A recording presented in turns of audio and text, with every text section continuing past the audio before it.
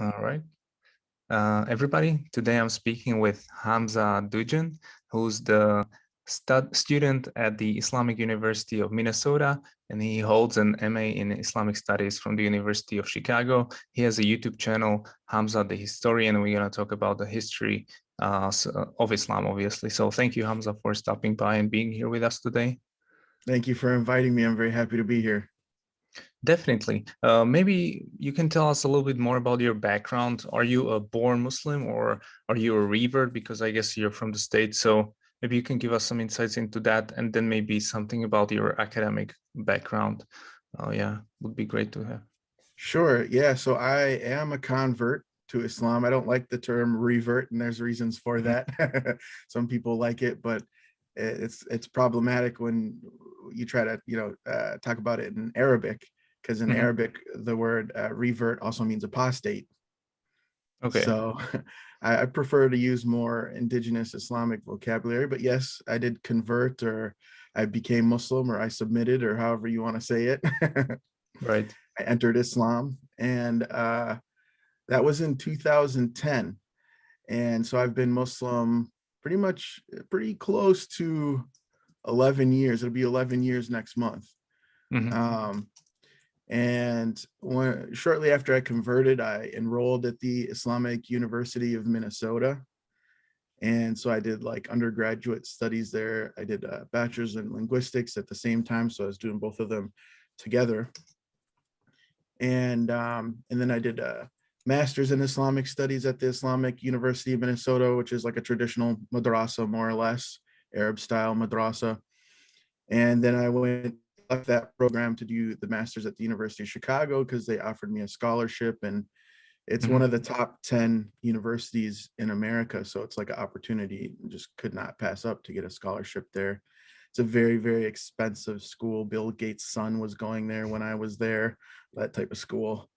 So I didn't fit in because I came from a really poor background, but I enjoyed my time there and learned a lot. And right now, with the pandemic, frankly, schools weren't taking PhD students, and Islamic University in Minnesota was the only one that was. So that's where I'm at, and I Mhm. enjoy it because that's what I'm familiar with and been there, and for the undergrad and master's programs. So I'm Nice. enjoying it. Yeah. So you've been a Muslim for over 11 years. I mean, you have a pretty good context. By the way, in which part of Minnesota are you? Right now, I live in central Minnesota, but I was originally born in Minneapolis. I used Mhm. to live actually not far from where the George Floyd murder took place. I think most people outside of Minnesota, they don't know too that the Cup Food store there was a halal store owned by Arabs, and it has a masjid in the basement. So he was killed in front of a masjid. So the Muslims here took Mhm. it very personally. Yeah, I didn't know that. But I lived in Minnesota for 4 months. I lived in Prior Lake, which Oh is wow, like a okay. very small town. Uh-huh. And there's a lake, obviously. It's called Prior Lake, and there's a bunch of lakes in Minnesota. But I Yeah, lived there 7 years ago. Yeah, and cool. I visited all over Minnesota, so I know the place pretty well. I was doing a waiter at this Captain's Jack restaurant, it was called. So I was waiting Okay. tables there as a student. Yeah. Wow. I'm obviously from Europe, so I was like an exchange guy. Are you Uh, from Prague originally? no, I'm from Slovakia, which is a different Okay, country. This is Czech Republic where I live. We used to be Czechoslovakia. It's pretty complicated, but sure. uh, it's very similar. Kind of, it's like Canada and US basically, just in Hmm. Europe. Yeah. Yeah, the beret that I'm wearing is actually Radiovka from the Czech Republic. Oh yeah. Yeah, yeah, exactly. Yeah, that's very famous here. It's like a traditional style. And so I just side note, maybe why did you decide to maybe convert? Just like what was the main reason for you back in 2010? Because I'm a fresh, convert, revert, whatever you want to call it, from just a few months ago, earlier this year. I mean, I studied Islam before, but I took my Shahada not that long ago, before Ramadan. So, what was your process like? Did you study Islam before you converted, or how did you decide to do it? Well, basically, it's a long story. I'll try to give it to you summarized. Ever since I was a little kid, I was very interested in religion. My parents raised me Lutheran Christian. My parents are mostly Scandinavian. My mom's pretty much 100% Norwegian, and my dad's Mhm. Swedish mixed with English and some other stuff. And but I remember never accepting the Trinity. That was always very problematic for me. I remember being in church, and when they would pray directly to Jesus, I would be replacing it in my head with God. So I'd be saying God in my mind instead. And I was always the troublemaker at Sunday school, asking all the different theological questions that the teacher didn't know how to answer. And when I got older, I got like when I was 12 years old, maybe 13, I got very interested in learning German because I have family in Munich, and they would come to visit. And so, because basically my grandmother's brother, he grew up in Minnesota. He joined the military. They stationed him in Germany. He stayed there, married a German woman, and they had kids, and he's got grandkids. So they come back always to visit Minnesota. And through learning German, I also got interested in German philosophy. And so, I liked reading Hegel or Kant or any of those type of Enlightenment philosophers and things like that. And what ended up happening is I became more of a deist, believed in God, but I wasn't so sure about the scripture because I've been also looking into biblical criticism in the manuscripts and how they all differ with each other, contradict each other. Things were added and taken away, and so many different versions of the Bible. And then I eventually started kind of drifting towards agnosticism and eventually full blown atheism. And around this time, I was entering college, Mhm. and I was very interested in learning different languages and different cultures. I did really well studying German in high school. I studied some French. I studied some Chinese. I was just into learning different languages, some Swahili. And because of that, I joined the Multicultural Club, it was called, when I was in college. And I became president of the club eventually. And I was very interested in what's the impact on the world religions on culture. So I started looking into all the different world religions, and also I had to disprove them, because I'm atheist. And I pretty much researched every religion except Islam. I said, oh, those guys attacked us on 9/11. They're a bunch of terrorists, kiss the ground 5 times a day. They worship a big black box in the middle of the desert. I know these guys. I don't need to go read about them. Yeah. And then I was friends, though, with a YouTuber, because I have a YouTube channel called Hamza the Linguist, Mhm. that I've had since 2009. I was talking to a fellow YouTuber who recently passed away. His name was Lao Shu, or Moses McCormick. He also went by Musa. He was a Muslim convert, and he introduced me to Islam. Said that he was Muslim. He had a Quran in Chinese because he liked studying Chinese. And so I said, "Wow, but this guy is really, really nice. He's really nice to me. Maybe Muslims are different than what I thought." And I started thinking back to like my childhood. And in Minnesota, we have a big Somali immigrant population. And I said, okay, every time I hung out with Somali people, they were really nice to me. They always treated me really good.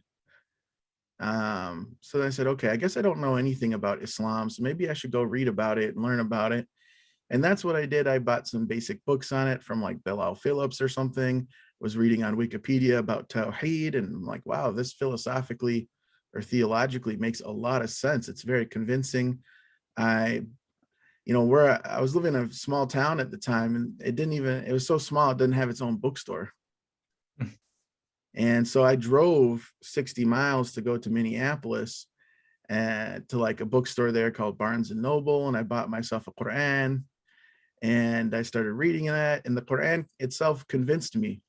And I'm like, okay, I guess I believe in this now. So, I Googled, how do you become Muslim? Oh, you do this thing called the Shahada. So, okay, I'll go take a bath, and then I say this thing, and, and I eventually became Muslim. But that's kind of the story in a nutshell. And shortly after, my mom kicked me out of the house for becoming Muslim.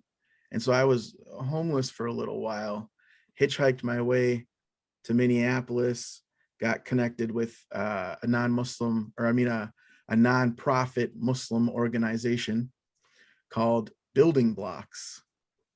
And they helped me find, there were two Arab Sudanis who actually took me in to live with them.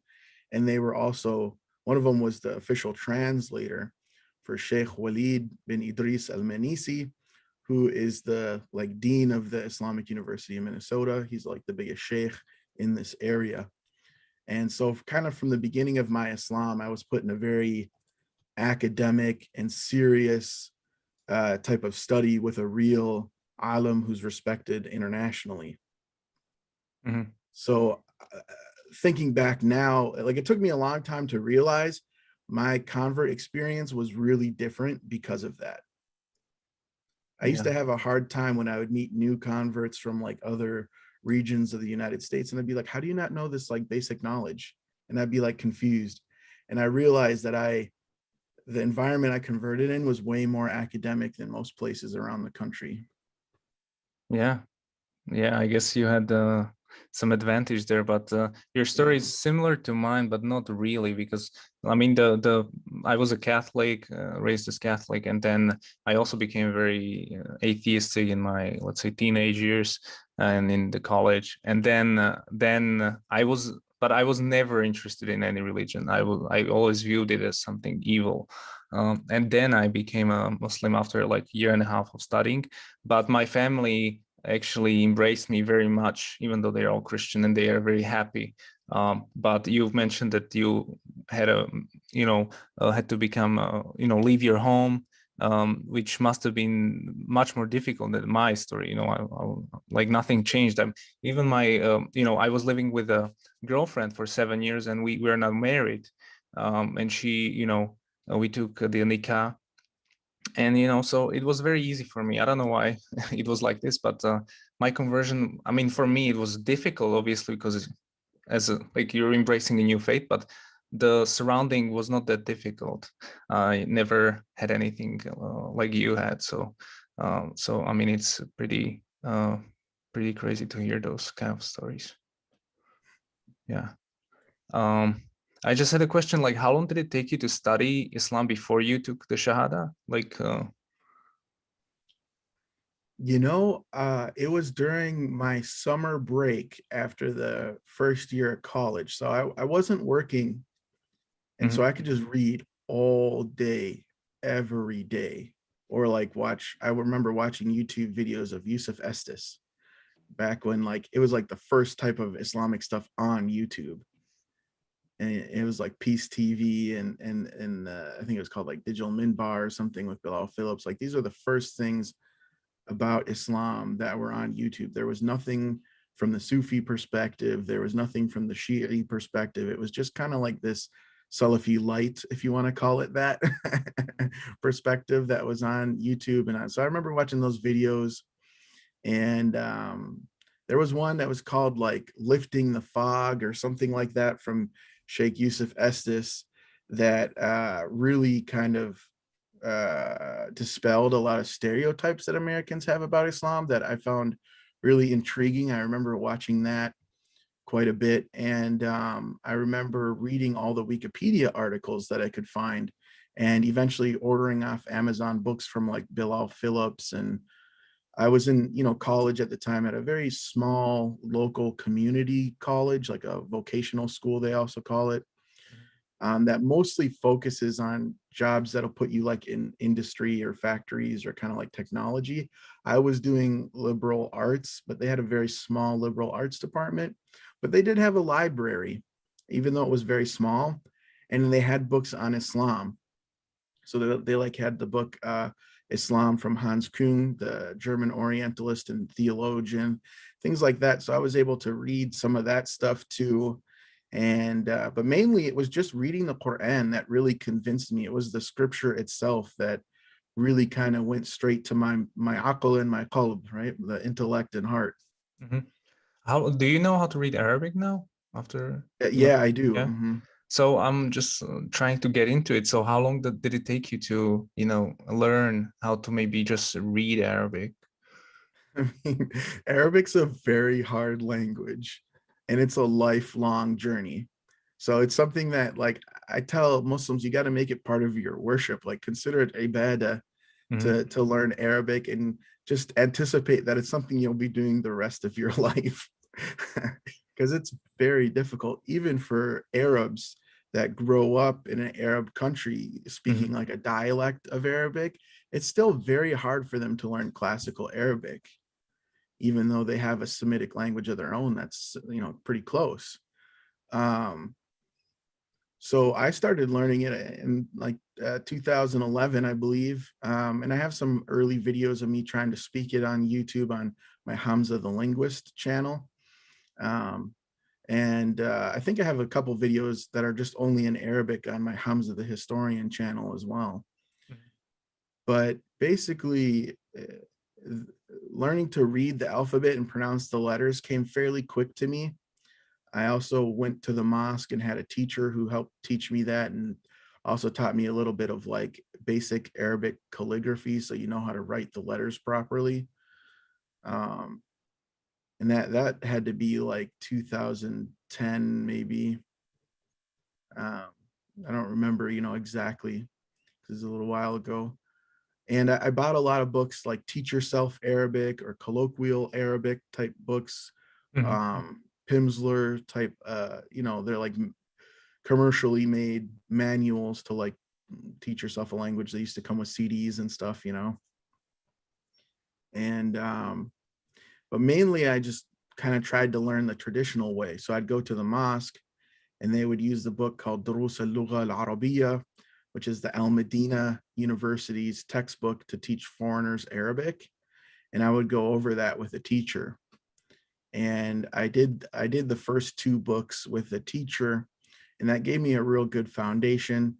And the longer you're in the Muslim community, the more you read Islamic books or listen to Islamic lectures, you start to pick up a lot of individual Arabic words. So my vocabulary became real expansive just by being in the Muslim community and actively studying. But what really, I think, solidified my Arabic was when I was doing my master's at the University of Chicago. They had a program that was a 1 year grammar intensive of Arabic. They just called it Quranic Arabic. It sounds very humble, but it was a very intense 1 year long class where we met, I think it was 4 or 5 days a week. And we focused heavily on Arabic grammar just to be able to read books. Hmm. And so the teacher didn't care too much if some of the students had bad pronunciation. The idea was to be able to read with comprehension and to know the grammar well. We used a book called Tasheel al-Nahu, which means making grammar easy in Arabic. And we used a book called Al-Nahu al-Wadih, or the clear grammar. And that now I feel like I understand Arabic grammar like very well. And after I did that, I went to Egypt to study Arabic at like one of their Arabic institutes. And I was in class for 6 hours a day, just doing one-on-one tutoring. Wow. And it's pretty cheap in Egypt. There, the cost of living, everything there is very cheap. So it was more accessible to me to go there than like Jordan. Some people go to Jordan, or some people go to like the Emirates. Those are more expensive, but Egypt's more cheap. And Hmm. and I love Egyptian culture. The people are very nice, and Egyptian dialects fun to learn as well. But it's a challenge of its own. And over Yeah. there, I focused on just reading mostly classical texts. I did a little bit of modern standard just to communicate and talk about everyday type of things. And I did some dialect as well, so I could basically survive while I was there, because a lot of Egyptians, they don't really understand Fusha, the standard Arabic. Hmm. Even in their college papers, they write them in their dialect, I found out. Got So it. that's kind of my journey with learning Arabic. And so basically, I really feel like it took me 10 years to get good at it.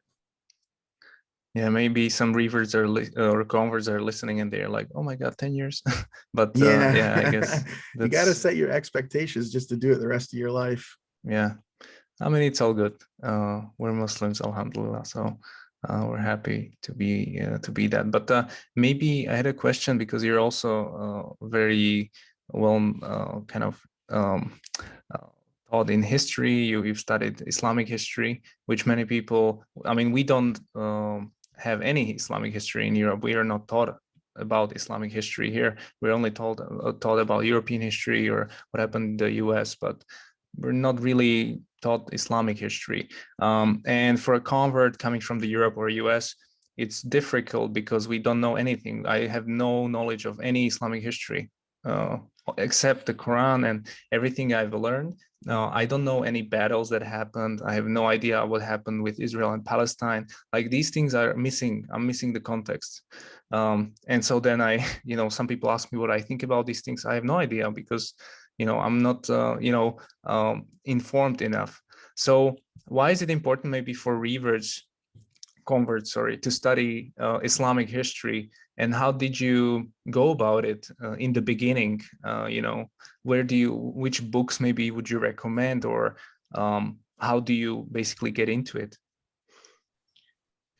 Yeah, so I had done pretty much like a whole bachelor's in Islamic studies without really knowing much about history. So, I learned like some basic texts of like, Sharia or fiqh, like Mhm. some basic texts of how to pray, how to fast, how to make wudu, and those types of things, like the five pillars, and some basic theology texts like al-Aqidah, Tahawiyya, and these types of things. But you don't, in the madrasa or traditional way of learning, you don't learn really the historical context. Now, a lot of the big ulama that I've met overseas, they do know history, but I think they kind of learn it more through osmosis of like, in an Arabic book that is like a, let's say, usul fiqh book or something. In the introduction, the editor will give you a little bit of historical background of where the book's coming from. Unfortunately, in a lot of English translations of these Arabic books, they don't do that. Mhm. But in Arabic, they do that. So like the ulama, they kind of have a better sense of history than like a sheikh in America would, which I've noticed. So I didn't know very much history, and it wasn't until I was in the last year of my bachelor's degree in linguistics. It was called St. Cloud State University in central Minnesota. I had some room for elective classes that I could take whatever subject I wanted. So for the first time, they offered an introduction to Islam in their religious studies department. And they also, first time I ever seen it, offered Middle East history through their history department. And the people who taught them, they were not specialists in Islam. That was not their main field of expertise. So the one lady who was teaching Islam in the religious studies department, that adjunct instructor, she had a PhD specializing in Judaism studies or Jewish studies. And the one who taught Islamic history through the Middle East department, her PhD focused on French history, medieval history of monasteries. And so it wasn't their area of expertise. And so when I came there, I could speak on, the Islamic texts that I had studied and the things I knew about Islam. But at the same time, I realized that, wow, there's a whole field of study of Islamic studies in a secular university as well, that I could bring my expertise from traditional studies and bring it to this field, and also be able to, do well academically. And I realized that there's a lot to Islamic history that most Muslims don't know by just reading kind of the basic books that they had for those classes. Um, and so one that I like to recommend is kind of an introductory book. It's called A History of Islamic Societies by Ira Lapidus or Lapidus. He's a professor at Berkeley University. And, it's an Orientalist book, but it gives you a pretty good overview of Islamic history, and it covers all the different regions of the world. Mhm. And There's also a book that's a 3-volume book by Professor Hodgson from the University of Chicago that's called The Venture of Islam, that someone could read after that. And so these will kind of give you an introduction to it. And when you get better at Arabic, you can start reading kind of the Arab histories. You have Tariq al-Tabari, as it's known, the history of Tabari. That's also been translated into English, but it's like so many volumes in English, and they sell the volumes individually. So if you go on like Amazon, each volume is like $20 or something. Mm-hmm. So it's really expensive. It's almost impossible for like a normal person to buy the entire set. But if you're interested in one part of Islamic history, you could buy just that volume. And of course, there is free PDFs floating around the internet of Tariq al-Tabari that you could find, with the English translation. So you can read it that way. But those are usually the books I tell people to start with. And I have a video on my channel, Hamza the Historian, where I recommend kind of the basic books to get started with. Right. Do you think it's like many people who embrace Islam are missing this context, the history, or Most what did Muslims you in notice? general, if they're a convert or they're born Muslim, even if they went to a madrasa or even if they are well advanced in their Islamic studies, they usually, in my experience, when I talk to them, they don't know the history of the text that they're studying. And I find it really problematic because when you have a text that says, certain things, and you don't know the historical context in which that book was written, you're going to misunderstand it. And so if a book is saying something, like a sheikh in a book says something really harsh or really extreme, it might be because of the political circumstances of his time or the social circumstances of his time. Like maybe there was a problem that everybody knew was a big problem in society. And so he talked about it, expecting his audience to know that. Mm-hmm. But then you read the book today in our modern times where that problem doesn't exist anymore. And you would never know that reading the statement, and you might completely misunderstand it. Yeah, definitely. You've mentioned a couple of words, madrasa. How would you describe, or to somebody who doesn't know what this is? So madrasa is basically a traditional Islamic school. And essentially they started rising around the 11th century is when they started becoming very prominent in the Muslim world. And that's 11th century Gregorian. And they, in the old days, they were funded by Waqf, which is sort of like a nonprofit that someone would, like a rich person would donate a chunk of land that you could grow agriculture on, and the crops would be sold, and the profits would fund a local madrasa. Mm-hmm. And would fund the students, would pay the sheikh's salary, would give the students maybe a stipend or food and housing and those types of things. So it kind of became like a college system, or the college system that arose in Europe was directly modeled after the Islamic madrasa system. And so George Maqdisi, he was I believe, Egyptian professor, or maybe some other Arab country. He was a professor anyways in the United States, George Maqdisi, and he wrote a book called like The Rise of the Colleges.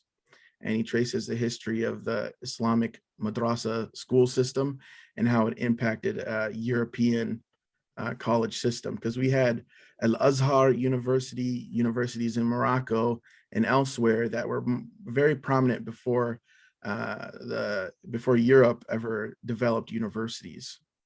And Europeans used to come to the Muslim world to study medicine and things like that. Yeah. Also in Spain, there was Cordova, I think, University, which was the first one in Andalusia by Muslims, right? Sure. Got it. Yeah. And we've mentioned also fiqh. So maybe for people, maybe some non-Muslims are watching this, or people who are just interested in Islam, what is fiqh? How would you describe this to somebody? So first we have to understand the word Sharia. And Sharia, Hmm. I think a lot of people have heard the word before, Sharia law, Sharia law. But really linguistically, what it means in Arabic is it's the path to something good or the path to water. And the Arabic word for street even now is Shari'. So Shari' and Sharia, it's the same root. Okay, so they're very related. It's the path to something good. Basically, it refers to Islamic ethics and ritual. Hmm. And Sharia is kind of like the abstract idea of God's commands and prohibitions, what God wants us to do and wants us to avoid in that very abstract sense. And fiqh, it literally means trying to have a deep understanding of something. And so fiqh is the human endeavor to try and understand what Sharia is. And so it's the human interpretation of God's law or what God wants us to do or prohibits us from doing. Hmm.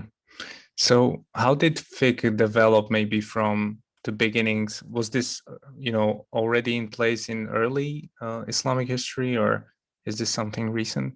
So during the time of the Prophet Muhammad, peace be upon him, he was the one who was the authority interpreting the Quran and telling people what the proper way to behave was, and everybody wanted to follow his tradition or the Sunnah, his Hmm. example.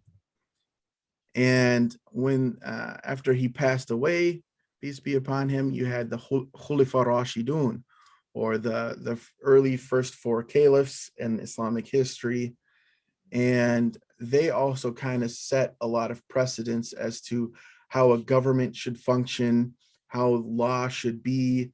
For instance, there was a famine during Omar's time, and because of this famine, he had to fix market prices. So it is permissible in Islam to control market prices, for instance. He set that precedent.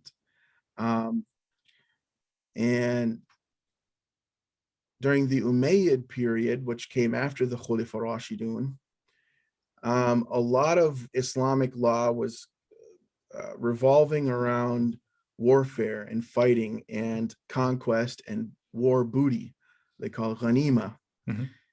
And so the earliest kind of texts that we have are from what's his name is Imam al-Awza'i, and he was an Umayyad era jurist, and he lived during the Abbasid revolution and a little bit into the Abbasid times as well. And he was kind of a contemporary of Abu Hanifa.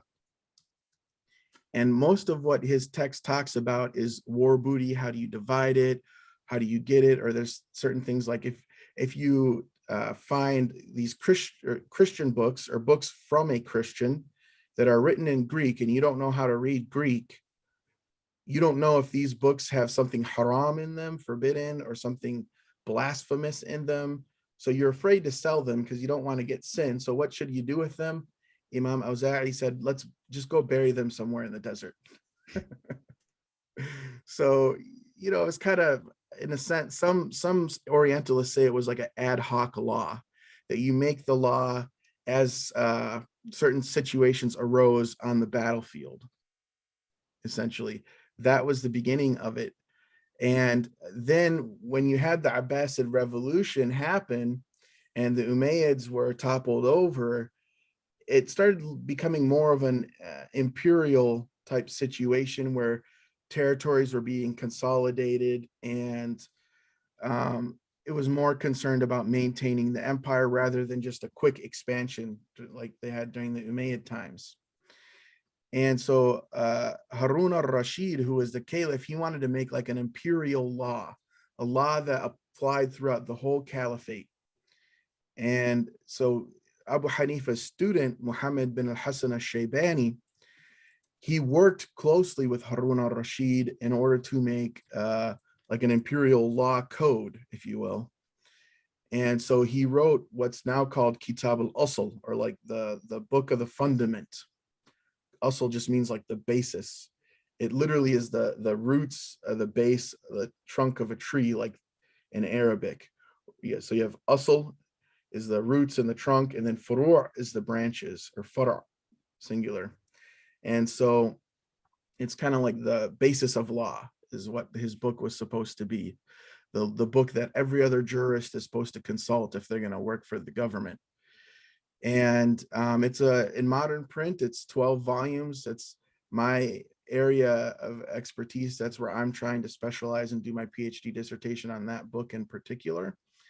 And you find in it the majority of what we know as fiqh or Islamic law today is in that book. And every jurist after that was kind of building off that book. I think it was Imam Shafi'i who came a little later, and he was a student of Muhammad Shaybani. He said that everybody is dependent on Muhammad bin al-Hassan Shaybani, on his work. The Arabic word he says is ayal, like that. It's also the same word for children. Like we're all just dependent children on his work. We have What's the to name of the consult him. book? Just one more time. What's the name of the book? It's called Kitab al-Asl. Okay. It has a nickname al-Mabsut too. So some later Hanafis call it al-Mabsut.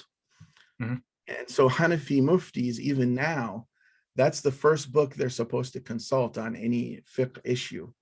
And if they don't find the issue in that book, then they might go to other books. Yeah. And so basically, as far as we should understand it, basically you have Sharia, but Sharia is interpreted differently through fiqh in different contexts in different countries. Like, for example, in Bosnia, there's different Sharia than it's in Indonesia, and then what's happening in Saudi is completely different as well. So how would you maybe explain this, that every country kind of interprets the Sharia differently, you know? I don't know, have you studied this sort of process? Yeah, so there's four canonical schools that we have nowadays of Islamic law in Sunni Islam. Mhm. And they call them the four madhabs or schools of thought. And madhahib is plural. And so you have the Hanafi madhab, Maliki, Shafi'i, and Hanbali, and they all have their own histories and they're named after their founders and these types of things. The most populous, like the most followed by population or numerically by far, has always been the Hanafi madhab because it was typically the ones that Islamic governments used as their official school. So it's very widespread across the Muslim world and the most widely followed. Second most widely followed is the Maliki school, which started in Medina. It used to be the dominant school in Saudi Arabia before the Wahhabi movement. And it's dominant all across North and West Africa as well. And then the Shafi'i madhab, uh, Imam Shafi'i eventually settled in Egypt. So Egypt, about 60% of them are Shafi'i, and the other ones follow different schools. But it's still kind of the main school, like at Azhar University, and the main one that is culturally commonly known amongst Egyptians. All of East Africa is Shafi'i because also a lot of the Sunnis that are in Yemen are Shafi'i, especially in Hadramaut. And the Hadrami people, they're very famous for being sea traders, and they would trade with everybody on the Indian Ocean. So they have communities that they in India where they would settle there, marry women there. And there's parts of India that is Shafi'i because of that. Indonesia converted to Islam and became Shafi'i through the Hadramis. And so usually around the Indian Ocean area, you'll see a lot of Shafi'ism. Um, and then after that is Hanbalism, which historically was always the smallest school. In the medieval period, it was even so small that in the medieval times, they talked about the three canonical schools. They didn't even recognize it really as a school so much. I mean, if you asked them about it, they would say, yes, it's a valid school, but it was so much not on their radar, not in their thought, because it was so small in number, they rarely encountered these people. But when we had the Wahhabi movement start in the 1800s in Saudi Arabia, it spread in Arabia. And now it's like a school that everyone knows about and talks about and deals with. And that's the one I originally studied when I converted to Islam. I now am a practicing Hanafi, but I still very much like both and study both. Um, And so that's kind of in short the differences as far as kind of the abstract scholarly thought. But then you might even have the same school, like the Hanafi school, the one that's the most widespread. Different cultures will interpret it differently. And every culture has different issues that they're working with and different things that they're going to emphasize. So maybe one question. So what do you think is the source of all these differences? If there's one Sharia, why are there so many schools, so many branches? Isn't it like somebody who maybe don't understand this, like, isn't there just one Quran? I mean, there's many hadiths and everything, but like, why are there so many schools of, thoughts on this? So in every religious tradition, you have what's called hermeneutics. Hermeneutics is a fancy word of saying like interpretation. Mm-hmm. And so in a verse in Quran, it might be slightly ambiguous. And so scholars who were like experts in Arabic linguistics in the medieval period, they would debate as to what's going on grammatically in that verse of Quran. And so they'd say, well, if you understand the grammar this way, it changes the meaning completely. Mm-hmm. So there'd be two competing ideas as to what the verse means grammatically. Sometimes they would also debate what the meaning of a certain word was. Does this word mean fish specifically, meaning that it has scales and fins, or does it mean any type of sea creature? And they would debate that.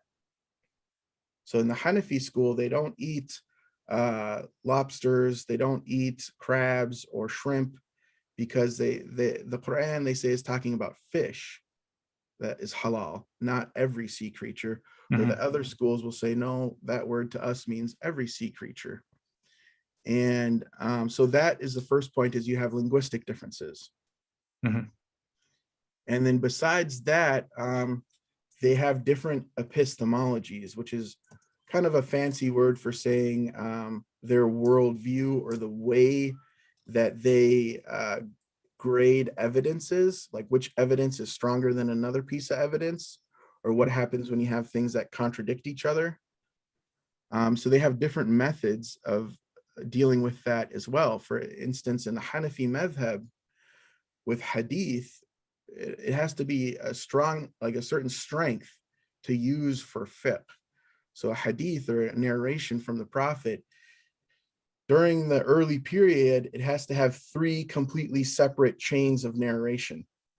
And it has to be something that the people knew about and were doing. It was like a widely known What thing. does it mean when you say 3 different sets of narration? Can you explain that? So you have what's called a sanad, or a chain of narration, where it's like Muhammad said, and this is narrated from this guy, from this guy, from this guy, from this guy. And so you would check that to make sure those people actually met each other. You check to make sure those people were trustworthy, practicing, Muslims that were just and not doing crimes, or not liars, or things like that. And so that would be one chain of narration. And so they would want 3 completely separate, so totally different people, but the same hadith, the same narration, it's the same teaching from So the the Prophet people would be Muhammad. unrelated, basically. They wouldn't had a chance to know each other. And the science behind these research of hadiths, it sounds pretty difficult, to be honest, like to look this up and to really verify all this data. Do you know how this is done, basically, just from a high level perspective? Yeah, so there's like huge multi-volume books that are like biographical dictionaries. Like Bukhari has one, I think it's just called Tarikh al-Bukhari or something like that, where it's huge multi-volume work in Arabic, and it'll have a biography of all the different figures that they see in these hadith chains. And so a hadith scholar would go and look at that and could figure out the biography of when someone was born, when they died, if they're considered trustworthy or not, if they're considered a liar, if they did major crimes during their life, and those types of things. Because sometimes you might have a 7-year-old child who's narrating a hadith. And so was that child known for being highly intelligent and known for transmitting things without lying or making mistakes? Was his accuracy of transmission well known, and things like that? Or sometimes it might be the case that, yeah, this person was a young child. He wasn't known for being very accurate in his transmission, but he's talking about a horse, the prophet's horse, peace be upon him, that was, the horse stayed on his house. Like the horse lived on his property.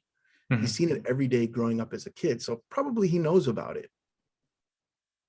So you kind of have that historical or biographical information to grade whether a hadith is actually sahih, like sound or not. Um, and so sometimes some people have, modern scholars like Sheikh Albani um, in Saudi, later in Saudi Arabia, he wanted to say some hadith in Sahih Bukhari were weak. And so some other scholars rebutted him and said, no, there's other historical factors that we that are looked at, as such as this horse example that I just gave. Albani tried to say that was a weak hadith, and the other scholar says, no, that horse lived on this guy's house when he was a child, so he probably knows about it. Yeah. And so you've mentioned different grades like epistemology. So some societies viewed sources differently. So what do you know about any grading? Like, let's say, is hadith narration versus something that's in Quran? What's more important? Or It's a very complicated thing, so I can only give you, like bits and pieces, and everything I say is mhm, kind of going to be oversimplified. But essentially, like in the Hanafi madhab, they will look at the hadith as being lower than the Quran. And if a hadith contradicts the Quran, like a Quranic verse, they will throw it out. They'll say it's invalid. It contradicts the Quran. How could we use it? mhm, Whereas in the Shafi'i madhab, they say if a hadith appears to contradict a verse of Quran, it's actually explaining that verse. It's further specifying what that verse means. So they prefer kind of to specify things further. The Hanafis prefer the general rule over specifying it. So instead of specifying, they're going to prefer the general, which is called am in Arabic. The specified they call khas. right. And in terms of tafsir, how is this different than fiqh then? So tafsir in English, it's a very fancy sounding word. It's exegesis. And it's a Greek word, but basically it's an explanation of what the verses in Quran mean. And tafsir is a very big field. There's people who approach the Quran from many different perspectives. So you have tafsir, which is the plural. You have tafsir, which are about just Islamic law. So they'll look at the verses only from the perspective of Islamic law. So you have Tafsir al-Jassas, who was a famous Hanafi scholar, and he looks at the verses of Quran just from the Hanafi perspective. And you also have like a Tafsir al-Kabir, as it's known, from Fakhruddin al-Razi, and it just has everything in it. He's got mathematics in it. He's got philosophy in it. He's got Islamic theology. He's got Islamic law. It's just Mhm. got everything. And it even might have some narrations from Christian or Jewish sources in it. They call it Israeliyat. And so it's a very, encyclopedic book. And I like that one. I like reading it quite a bit. You have other ones that just focus on, maybe theology, or some of them, like the new modern trend that scholars have been doing the past 100 years is called tafsir al-mawdu'i, which means thematic tafsir or thematic exegesis, where they just look at certain themes of the Quran, and they'll bring all the verses that talk about this one topic, this one subject, and then they'll go subject by subject by subject. Is So there a there's way different. to, yeah, I was just curious if there's a way to not have bias in tafsir, like if there's a way to prevent that, because, how can we make sure this doesn't happen? Well, I mean, it's just understood that tafsir and fiqh, these are human endeavors done by people that are not ma'asum, which in English means infallible. These are Mhm. people who can make mistakes. There's a hadith from the Prophet, kulli ibn Adam khata, every human being will make mistakes. So basically, they will make their arguments, but people can refute their arguments. Other scholars do that to each other all the time in the Islamic tradition. So that's why there is different schools of thoughts. And there always was a culture of debate and discussion and open-mindedness. Yeah, You can still have your opinion, but, you know, try your best to respect other opinions because they're also well argued out, you know, both sides. right. And I had a question about fatwas. So, do you know the process behind issuing a fatwa just from a high level perspective for people who maybe haven't heard about this? Maybe you can tell us what is fatwa actually. So fatwa, the English word that they use is derived from Latin. It's responsum. And fatawa, the plural, they say responsa. So if you want to look those words up, you can do that, you know, with Google, because they also use those words for like in the Jewish tradition, because they also have fatwas essentially. And so you have what's called a mufti, and the mufti is the person who makes a fatwa. In English, they usually call that person a jurisconsult. So a mufti is probably the highest level, you know, in the law that someone can get. It's very high level. It means that you have studied the law and also kind of you're an expert in how it's applied and you're an expert in researching new rules in the law.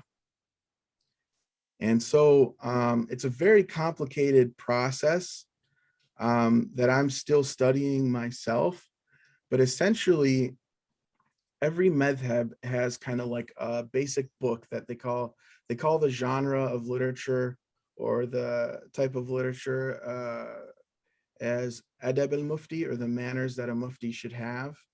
And basically it's a little manual as to how they should construct fatawa. And in the Hanafi tradition, Ibn Abidin, who is a scholar of the 1800s in the Ottoman Empire, is kind of like the main authority figure for modern Hanafism. He wrote a book that's called Sharh Uqud Rasm al-Mufti, which is like an explanation of a poem that he wrote that gives you all the ways a mufti should act and what sources they should consult. So they would start with Kitab al-Asl from Muhammad Shaybani, like I mentioned, and then they might go to the later kind of more medieval scholars that were based in Central Asia predominantly, like Fatawa Qadi Khan, or these other, you know, fatwa collections that existed, and shuruh, like bigger commentaries. And so there's this whole system of place of which books you consult. If you don't find something in that book, what's the next book that you go to? You don't find nothing there. What's the next level of books that you go to? And it's quite a lot of literature that you have to consult before trying to make your own fatwa. Because a lot of times these issues have actually already been written about by a mufti in the past, even maybe 500 or 1,000 years ago, very similar to issue to what we might be experiencing now. Um, if it's still something that's not found in any of the past literature, then you would do your own what's called ijtihad, or legal reasoning, to try to formulate what is the proper thing to do in this situation. And they have all kinds of tools in order to do that. So they would look at, okay, what do all the Quranic verses say? Do any of them contradict one another? Then they'll work through the contradictions. What do all the hadith that are authentic say? How strong are they? Do they contradict each other? And they'll go through that entire corpus of literature. Then they might look at one point, did any of the Sahaba or early jurists have a consensus? They call ijma' on this subject. Did they decide on this subject already? And then you can also look at what's called qiyas, or analogical reasoning or deduction. So for instance, in the Quran, it uses the word khamr for fermented grapes, meaning wine. And it says wine is forbidden. Mhm. But what about beer? Beer isn't made from fermented grapes. Well, they would say, well, why was wine prohibited? It was prohibited because it intoxicates. Beer also intoxicates. Therefore, it's forbidden as well. And that's what they call qiyas, or analogical reasoning. And after that, they might go to what's called istihsan. In the Hanafi madhab, it means seeking the good. The different madhabs have different names for it, but it's essentially the same thing. It's seeking the maslaha, or what's good for society. So you may implement a rule from Sharia in society as a law, but it has the opposite effect that it was intended to do. Mhm. So let's say maybe this law was supposed to make people drive slower so there's less car accidents or something. It has the opposite effect. There's more car accidents, even though people may be driving slower. So they say, okay, for the greater good, we need to change this. And so they will change it to have the intended effect so there's less car accidents. So that's another part of Islamic law too. And then also one thing they would consider is urf, or custom or culture. If a culture does something really different than another, then they will change the rule so that it fits their culture in a sense. And so, for instance, in Arab culture, it was a very tribal culture where if someone murdered another person illegally, and they were caught and it was confirmed that person killed the other person, like it was all proven and everything like that through a court of law, Mhm. then the whole the tribe of the killed person, they should be getting money from the other tribe of the murderer. They call it blood money or dia. Yeah. However, when Hanafi jurists in Central Asia, like Afghanistan, Turkmenistan, and Uzbekistan, and these places later on in the medieval period, were reading this stuff, they said, we don't have a tribal culture over here. It's more individualistic. No tribe is going to help each other like that. No one's going to Yeah. pay money out like that. And so they changed the rules where it was the individual murderer who had to pay. Right. And so each country, even now, kind of has stuff like that. Like when you get married, the nikah, you're supposed to give a mahr or a dowry Mhm. paid to the wife.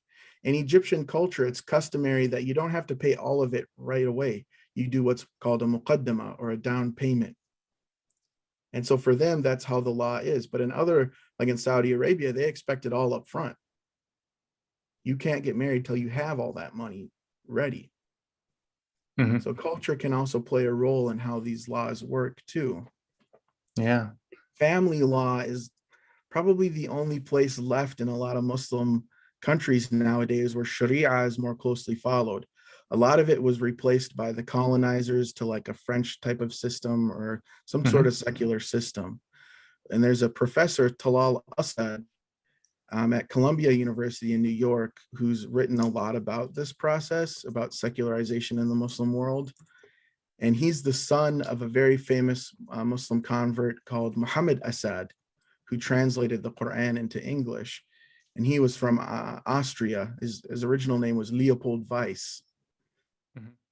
And so I think these are important figures that Muslims should look into nowadays too, because we have to understand the history of colonization and how it's affected us.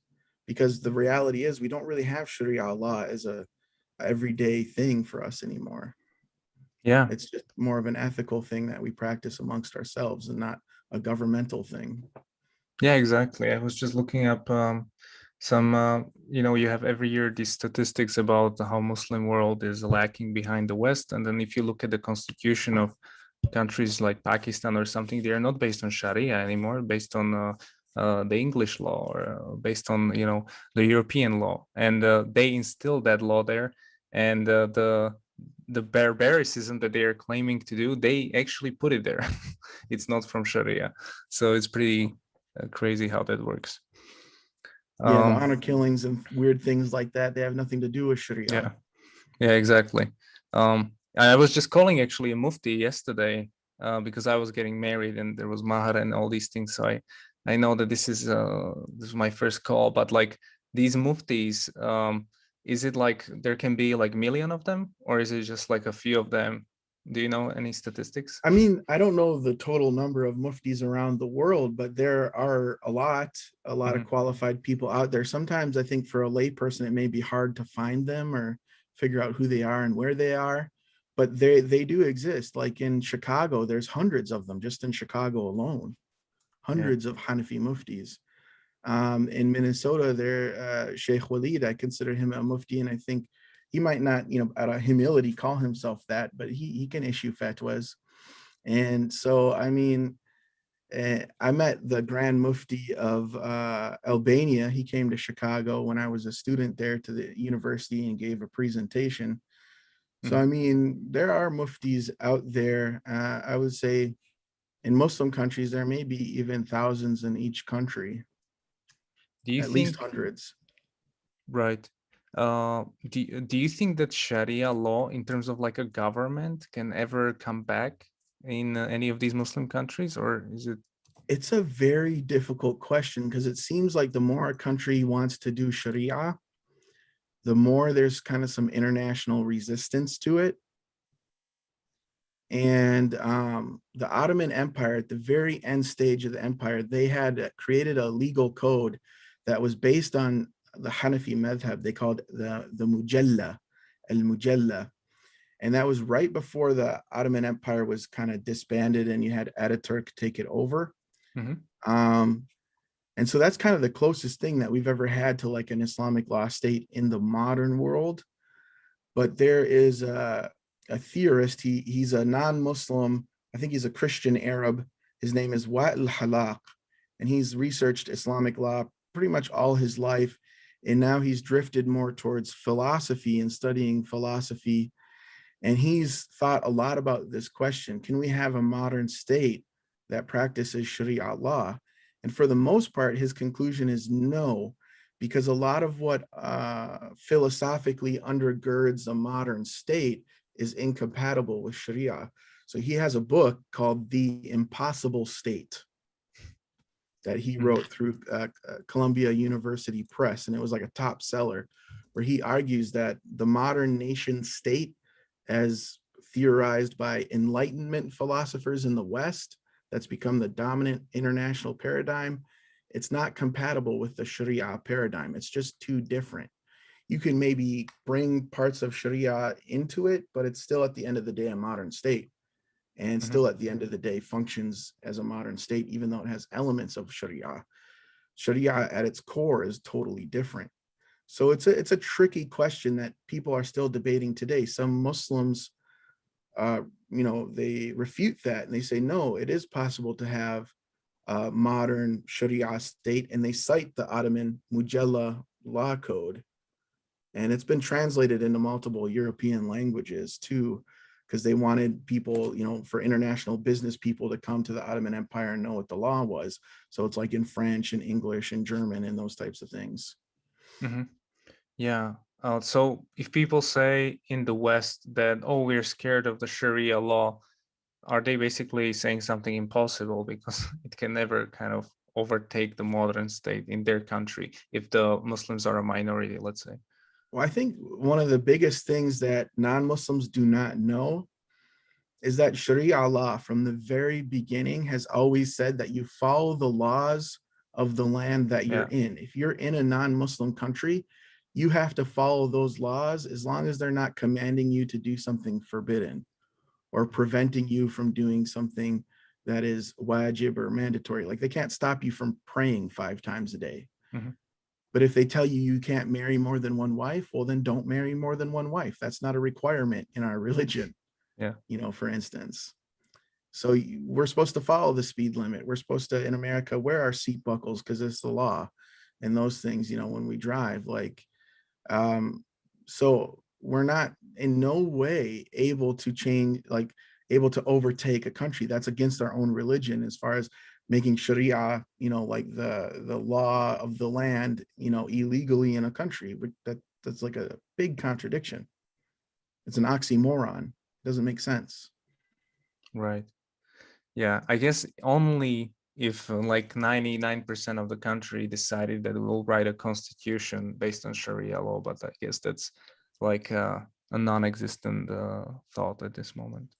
Well, there's a like treaties that the Prophet Muhammad made when he was in Medina, peace be Mhm. upon him. And you have what's called the Treaty of Hudaybiyah that they made with the Meccans. And some Orientalists try to say, like, oh, this is a constitution. This was the Constitution of Medina. But it's not really a constitution. That's kind of like an Orientalist projection onto the Islamic tradition. It's more Islamically, it was considered more of like an agreement or a treaty or something kind of that nature. Constitution is totally a Western concept that has nothing to do with Islamic civilization. Mhm. So even the idea of having a constitution is kind of problematic, but some scholars, they might say, well, yeah, it's not something indigenous to Islamic civilization, but it's not forbidden per se either. It's not haram. There's ways you could do a constitution that's still halal, even though it's from a different culture. So it's still like an open debate. Right.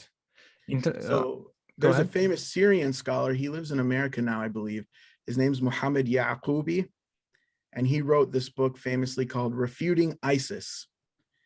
And he talks about all their extreme points and where they're wrong. And he's kind of more of an advocate for having a democracy and constitution. And he says that Islam supports that.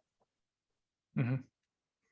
Right. In terms of fatwas, one more question. Once it's, let's say, released, there needs to be a consensus to accept it, right? Because I think I've read this, that even bin Laden had a fatwa on 9/11, but it wasn't rejected by the majority of people. So how does this work? Do you know anything about So this process? basically, a fatwa is a recommendation.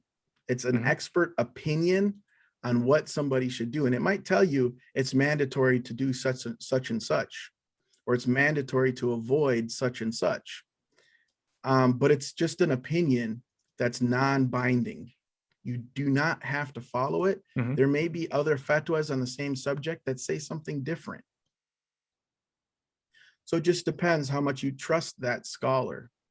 And when you trust a scholar and you follow their expert knowledge, they call that taqlid, which is kind of like just another word for saying you follow that scholar. Got it. Okay, and maybe last question: how's life in a non-Muslim country? Like after 11 years, what do you prefer to live there, or have you tried? You lived in Egypt before, but how do you think people, Muslims like us, living in the West, let's say somewhere, how can we live in those countries? Secular, atheistic, at least where I am, and still kind of practice the religion. I don't know if you have any thoughts on that, just more like a personal question. Yeah, one of the things that I've noticed a lot of converts from the West will do is they kind of not only do they romanticize Islamic history and romanticize and mythologize the past, and when it really wasn't like that when you study it, I also do the same thing to Muslim countries in the here and now in contemporary times. And the reality is, a lot of the problems that I thought were unique to like America or Muslims living in the West are problems that Muslims are facing in their own countries too. Like when I go to when I was in Egypt, I was kind of shocked when I saw the bathroom. The toilet's right next to the bathtub. You have to still make wudu in a sink. There's no Mhm. like special wudu station or equipment. It's exactly the same as like living here in that regard. Where Islamically, the toilet should be in a separate room from the bathtub.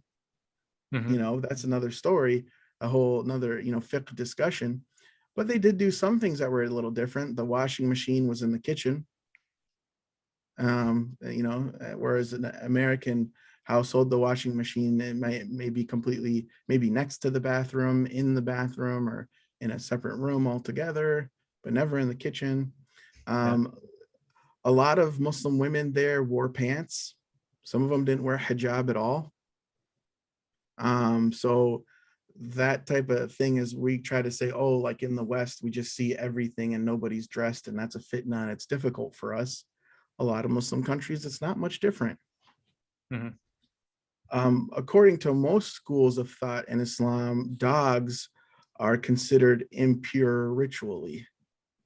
So, like if you get dog hair on you, you got to remove it before you can pray and things like that. Mhm. But in Egypt, where the Shafi'i school is dominant, the Shafi'i school is the most conservative when it comes to dogs. Yet everybody there has dogs now. People walking down the street with their German Shepherd and things like that. So a lot of the problems we think that are unique to the West is really happening everywhere.